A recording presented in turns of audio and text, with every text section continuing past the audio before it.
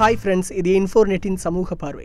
அரசியல் ரீதியாக நடிகர் கமலை கண்டிப்பா விமர்சிக்கணும் அப்படின்னு திமுக செயல் தலைவர் ஸ்டாலின்ட்ட அக்கட்சியுடைய மாநில நிர்வாகிகள் வலியுறுத்தி இருக்காங்க.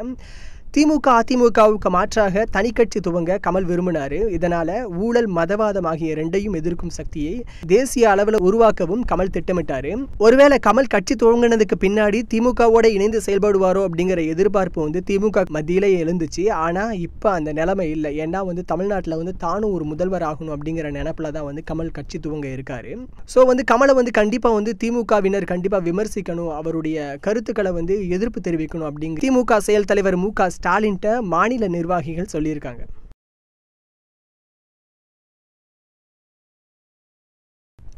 நேயர்களே, இந்த செய்தி குறித்த உங்களுடைய கருத்துக்கள் என்ன? அதை கீழே கமெண்ட் பாக்ஸில் எழுதுங்க. இந்த வீடியோவை ஷேர் பண்ணுங்கள். எங்கள் சேனலை மறக்காமல் சப்ஸ்கிரைப் பண்ணுங்கள்.